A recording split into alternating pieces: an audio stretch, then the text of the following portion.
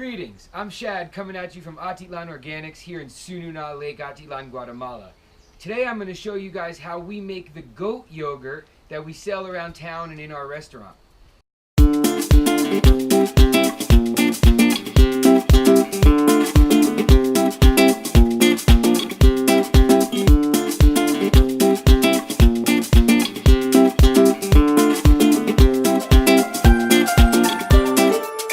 Goat yogurt can be made the same way as cow's yogurt. It really doesn't matter what type of milk you use. The recipe that we use uses raw milk that we take from our goats and an heirloom yogurt culture, which means that we can use some of our old yogurt to make the next batch of yogurt, and we can always reuse it indefinitely. This recipe can be finished in 8 hours. It takes very little time of actual cooking and preparation, and it can be stored out of the fridge for several weeks. As it matures out of the fridge, it starts to get a bit more fizzy and a bit more alcoholic. But the point being, this is a traditional way of storing what is usually perishable milk. So we're going to convert this milk into a super rich, raw, probiotic yogurt that is really tasty and really delicious. So the first step is to milk the goat.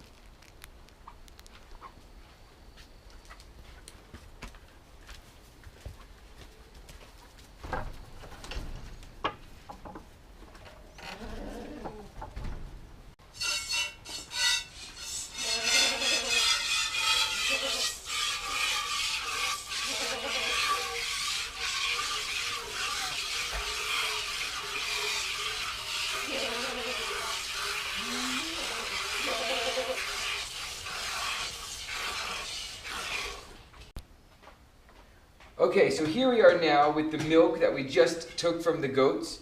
We passed the milk through a cheesecloth that was lining a strainer in order to get any bits of hair or anything else out. And now we have this good clean milk.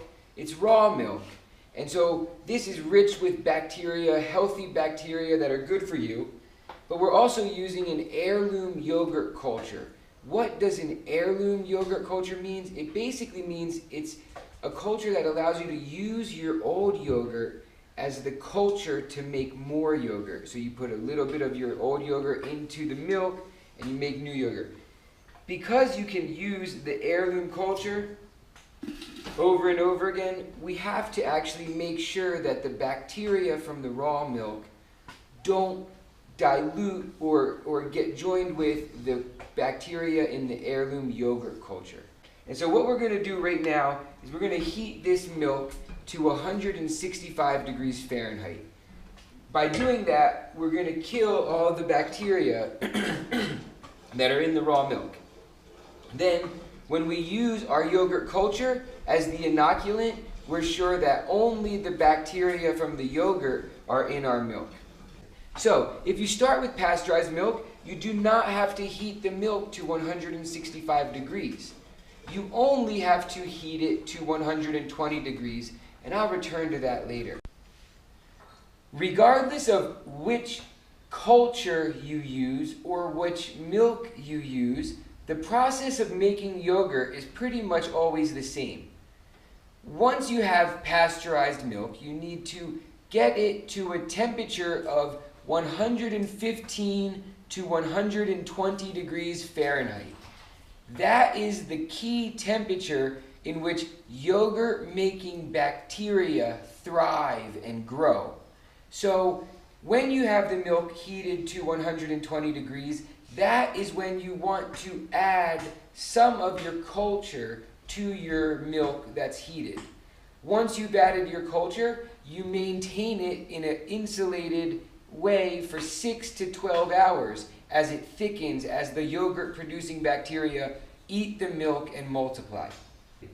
So now that our milk has reached 165 degrees, I'm going to shut off our heat, and I'm actually going to put this pot directly in a cold water bath, which I found to be the fastest way to cool our milk from 165 down to 120 degrees Fahrenheit.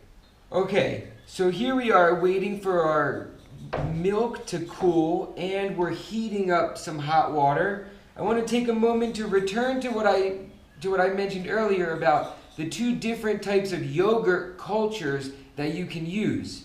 The whole idea is that you take a bit of old yogurt and you add it to the milk that's been pasteurized and heated to 120 degrees, and you allow it to ferment and it turns into more yogurt. We use an heirloom yogurt culture, which we bought off the internet. In the description, you'll see the link to culturesforhealth.com, which sells the good cultures for all different types of yogurt. We think that an heirloom culture is great because just by making your yogurt with pasteurized milk, you have culture for your next batch and you can always reuse it. If you do not have an heirloom culture but you want to make yogurt, the next best thing is to go to the store and buy a brand of additive-free organic yogurt. We call this a commercial culture because you can't reuse it over and over again. So if you use some store-bought yogurt as your culture for the next batch, the yogurt that you make will not be a great culture for the following batch. And so you'll have to use commercial starter buy fresh one regularly. So our milk has now cooled to about 115, 118 degrees. So I have my pitcher, which is what I will use to ferment the yogurt in. And I'm going to add my milk to my pitcher.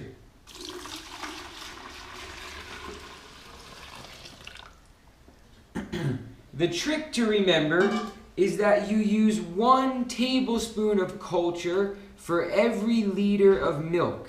I see that this milk is about 2.2 liters of milk. So I have a bit over 2 tablespoons of my yogurt culture, which is just old yogurt, that I'm going to add into my milk that's now about 115 degrees Fahrenheit. I'm going to stir it really well. And then I'm just going to put the lid on. And now the final step will be to put this into a cooler and pour a hot water bath in the cooler around the pitcher. We'll close the cooler, and 6 to 12 hours later we will come back and take it out and we'll have yogurt. So here we are 8 hours later after our yogurt has been sitting in the insulated cooler in the hot water bath. During this time, the yogurt culture should have converted all of the milk into more yogurt. The bacteria thrive at a warm temperature, and this should have stayed warm throughout the majority of the day. I'm going to lift it up, and we're going to see what we have. I can still feel the heat in the water, although it isn't very warm. It is a bit warmer than room temperature. I'm going to take it off and just show you guys. As you can see, it has solidified. It does kind of move as one solid piece away from the thing, so that's a good sign. So here we are with the yogurt. I'm going to give it a nice stir. It will thicken up even more after I put it in the refrigerator. Really want to stir it all around. It is definitely thicker than the milk. What's really cool about yogurt is you definitely win. You get more by weight than with the milk you started with, and that's due to the fermentation and the bacteria in there. And now what I'm going to do is I'm going to pack this up into some containers to take down and put into our fridge.